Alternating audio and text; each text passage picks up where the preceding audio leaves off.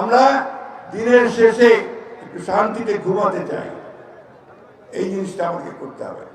ভাই একটা কথা বলি আপনাদেরকে, আপনারা কি সত্যি সত্যি পরিবর্তন চান, নাকি আবার ওই আওয়ামী লীগের নৌকাতে ফিরে যেতে চান? চান নাকি? তাহলে কিন্তু ওই যেমন 5ই আগস্ট সবাই মিলে রাস্তায় নামছিলেন, তাহলে আবারও সেই মতো ঐক্যবদ্ধ হয়ে রাস্তায় নামতে হবে। রাস্তায় নামতে হবে নিজের অধিকার আদায়ের জন্য, ভোটের অধিকার আদায়ের জন্য, ভাতের অধিকার টানার জন্য, এবং ন্যায় বিচার পাওয়ার জন্য, সামাজিক মর্যাদা পাওয়ার জন্য। আমি একটা কথা বলি ভাই, একটা কথা মনে রাখতে হবে। আমাদের যে হিন্দু সম্প্রদায়ের বোনেরা এখানে আছে, ভাইয়েরা আছে, আর আমার এদিকে আমার মুসলমান বোনেরা আছে, মায়েরা আছে। আমাদের কোনো পার্থক্য আছে? একটাই পার্থক্য, যে ধর্ম চর্চাটা আলাদা, তাই না? কিন্তু যখন পূজা হয় তখন আমাদের মায়েরা বোনেরা আমাদের ছেলেরাও কিন্তু দেখতে যায়, তাই না?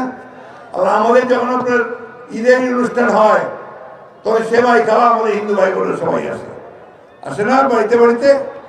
এই একটা সুন্দর সম্পর্ক নিয়ে আমরা এখানে জড়িয়েছি। এই যে সাম্প্রদায়িক একটা সম্প্রীতি, এটা পৃথিবীর অন্য কোনো দেশে নাই, ভারতেই নাই, কিন্তু বাংলাদেশেই সেই সম্প্রীতি আছে।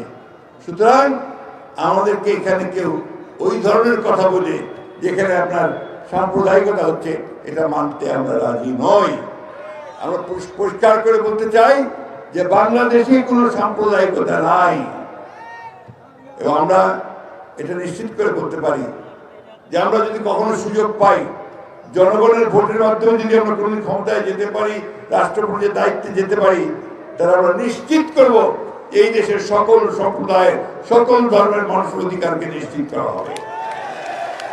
আমরা নিশ্চিত করব আমার কৃষক যারা ফসলের ন্যায্য মূল্য পায়, সেটা আমরা নিশ্চিত করব। আমার শ্রমিক ভাই তার জন্য ন্যায্য হিসেবে পায়, সেটা আমরা নিশ্চিত করব।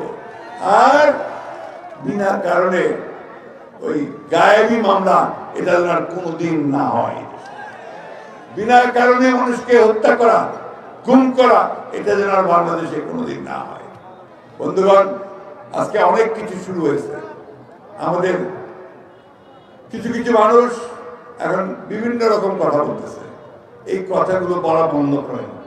বিশেষ করে যারা দায়িত্বশীল জায়গায় আছেন, তারা ভুল কথা বলে, উত্তেজনামূলক কথা বলে, বিভ্রান্তি ছড়ায় দেশের মানুষকে আর বিভ্রান্ত করবেন না। অনেক হয়েছে, আমরা অনেক কষ্ট করেছি, অনেক রক্ত দিয়েছি, এবং অনেক আমরা কষ্ট ভোগ করেছি। তাই আজকে আমাদের কাছে যেটা সবচেয়ে বড় প্রয়োজন, আমরা শান্তিতে থাকতে চাই, আমরা শান্তিতে একটা নির্বাচন করতে চাই। সেই নির্বাচনে আমরা ভোট দিয়ে আমাদের যাকে পছন্দ তাকে আমরা নির্বাচিত করতে চাই, এবং তারা আমাদের সরকার ব্যবস্থার পরিবর্তন আনবে, চুরি চামারি বন্ধ করবে, দুর্নীতি বন্ধ করবে, ঘুষ বন্ধ করবে, গুন্ডাবাজি বন্ধ করবে, দখলদারি বন্ধ করবে। দখলদারদের আপনারা সহ্য করবেন না, যারা জোর করে চাঁদাবাজি করে তাদেরকে সহ্য করবেন না। আমি আপনাদের অনুরোধ করব, যদি এমন কেউ করে তাদেরকে ধরে আপনার পুলিশের হাতে সোপর্দ করবেন। এটা কখনোই করা যাবে না, করতে দিবেন না। আপনার উপরে নির্ভর করবে যে আপনার দেশটাকে কিভাবে চালাবেন। সেই দেশটা আমাদের দেশ, এটা কারো বাপের দেশ না। ওই গানটা শুনছেন না, একটা গান হচ্ছে একটু ভালো দেন, দেশটা তোমার বাপের নাকি, এই জায়গাটা হয়েছে। দেশটা কারো বাপের না ভাই, এটা আমার রক্তে পানি করা দেশ। আমরা সবাই জান দিয়ে পেয়েছি বাংলা, কারো দানে পাওয়া নয়। আমরা দান পাই, এটা আমরা প্রাণ দিয়েছি, জান দিয়েছি, রক্ত দিয়েছি, সেই বাংলাদেশ আমাদের। বন্ধুগণ, সেই বাংলাদেশের জন্য আমরা সব সময় প্রস্তুত আছি। আমি বুড়া হয়ে গেছি, বুড়া হয়ে যাচ্ছি। আমি আমার সারাটা জীবন এই লড়াই সংগ্রামের মধ্যে আছি। একটা মাত্র লক্ষ্য আমার, যে আমি যেন বাংলাদেশকে সত্যিকার অর্থেই একটা নির্যাতন মুক্ত, শোষণ মুক্ত, শান্তিময়, প্রেমময় একটা বাংলাদেশ দেখতে পারি। সেটাই হবে আমাদের উপযুক্ত প্রাপ্তি।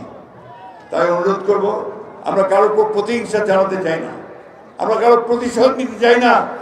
আমরা সবাইকে নিয়ে ভালোবেসে আমরা নতুন বাংলাদেশ গড়ে তুলতে চাই। আসুন আমরা সবাই মিলে সেই লক্ষ্যে কাজ করি। আমার শেষ কথা আপনাদের কাছে, আমার শেষ কথা আপনাদের কাছে, আমি কিন্তু আজকে কোনো ভোটের প্রচারণা করতে আসি নাই আপনাদের কাছে। আমি সেই যে কথাগুলো বলতে এসেছি আপনাদের কাছে, এই কথাটা যে বন্ধুগণ, এই দেশটা আপনার, এই মাটি আপনার, এই মানুষগুলো আপনার, আপনাকে এটাকে রক্ষা করতে হবে। আপনাকে আপনার দেশের জন্য, মানুষের জন্য দরকার আরেকটা লড়াই লড়তে হবে যদি প্রয়োজন হয়।